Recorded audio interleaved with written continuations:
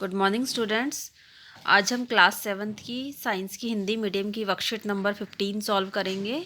ठीक है, इसका टॉपिक है हमारे आसपास के प्राकृतिक सूचक। ठीक है, सूचक होते क्या हैं? कोई पदार्थ अम्लीय है या क्षारीय है, इसका परीक्षण करने के लिए विशेष प्रकार के पदार्थों का उपयोग किया जाता है, जिन्हें हम कहते हैं सूचक।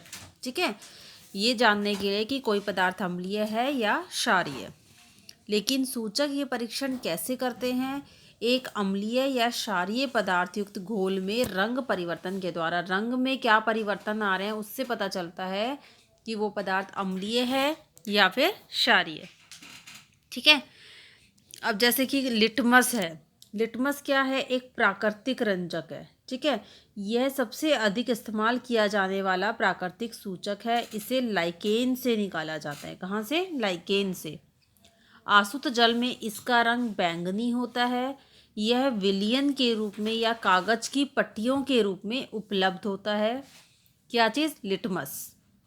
इन पट्टियों को लिटमस पत्र कहते हैं। ठीक है, लिटमस पत्र क्या होता है? दो प्रकार का होता है, लाल लिटमस और नीला लिटमस। जब नीले लिटमस को अम्लीय विलयन में डाला जाता है तो वो लाल हो जाता है, और लाल लिटमस को जब क्षारीय विलयन में डाला जाता है तो वो नीला हो जाता है। ठीक है, इसके बाद हम पढ़ेंगे हल्दी। यह क्षारीय विलयन में पीले से लाल रंग में बदल जाता है। हल्दी क्या है? हल्दी भी हमारा प्राकृतिक सूचक है, और जब क्षारीय विलयन में हम हल्दी को मिलाएंगे तो पीली हल्दी जो होगी वो लाल रंग में बदल जाएगी। ठीक है, लेकिन अगर विलयन जो होगा वो अम्लीय होगा तो वो पीला ही रहेगा, और क्षारीय होगा तो कैसा हो जाएगा? लाल रंग का, और अम्लीय होगा तो वो पीला हो जाएगा, पीला ही रहेगा। इसके बाद है गुड़हल का पुष्प। गुड़हल का पुष्प भी हमारा एक प्राकृतिक सूचक है।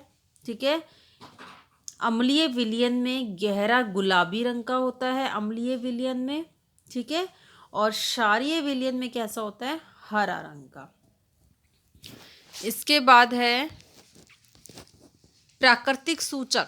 प्राकृतिक सूचक से पाए जाने वाले पदार्थ जो सूचक के रूप में उपयोग किए जाते हैं वो क्या कहलाते हैं? प्राकृतिक सूचक, जो कि प्रकृति से प्राप्त होते हैं। ठीक है, जैसे कि हमें हल्दी वाला हमने अभी एक्सपेरिमेंट करा, लिटमस वाला, और गुड़हल के फूलों वाला, गुड़हल की पंखुड़ियों के द्वारा। इन तीनों को यूज़ कर सकते हैं। क्षारीय विलयन में मिला के इनका कलर देख सकते हैं, अम्लीय विलयन में ऐसे ही गुड़हल का और ऐसे ही लाइकेन का। ठीक है, इसके बाद है अम्ल वर्षा। अम्ल वर्षा क्या होती है? वर्षा का जल अम्लीय इसलिए हो जाता है क्योंकि कार्बन डाइऑक्साइड, सल्फर डाइऑक्साइड और नाइट्रोजन डाइऑक्साइड, ये गैसें जो होती हैं, ये प्रदूषण गैसें, ये वायु में होती हैं। ठीक है, वायु में मुक्त होती हैं, तथा जब वर्षा का जल इसमें घुल जाता है, जैसे ही बारिश आती है तो ये क्या होती है? सारी गैसें आपस में घुल जाती हैं उस वर्षा के जल में।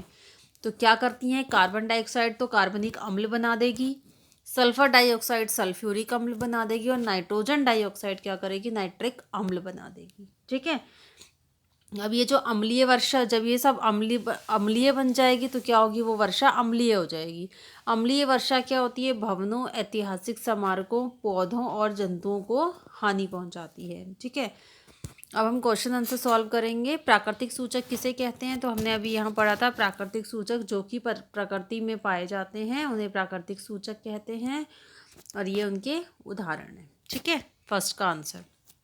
सेकंड है गुड़हल के पुष्प का सूचक क्षारीय विलयनों को डैश कर देता है। गुड़हल के पुष्प का सूचक क्षारीय विलयन हमने पढ़ा था यहाँ पे। क्षारीय विलयन में क्या हो जाता है? हरे रंग का। ठीक है, हरा, यहाँ आ जाएगा हरा। थर्ड है क्षारीय विलयन में हल्दी का रंग। तो हमने यहाँ पढ़ा था क्षारीय विलयन में हल्दी का रंग पीले से लाल हो जाता है, यहाँ पीला और यहाँ लाल।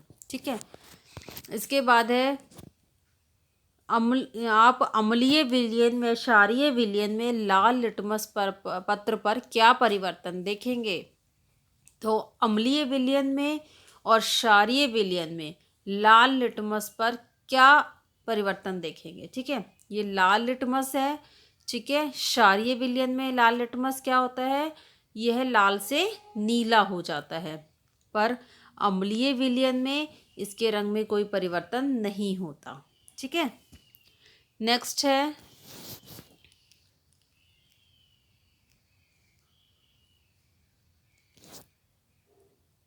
लाल लिटमस पत्र पर कोई परिवर्तन नहीं होता। ठीक है, इसके बाद हम पढ़ेंगे फोर्थ क्वेश्चन, डैश डैश और डैश अम्ल वर्षा के लिए 3 मुख्य उत्तरदायी गैसें हैं। कौन कौन सी हमने पढ़ी थी?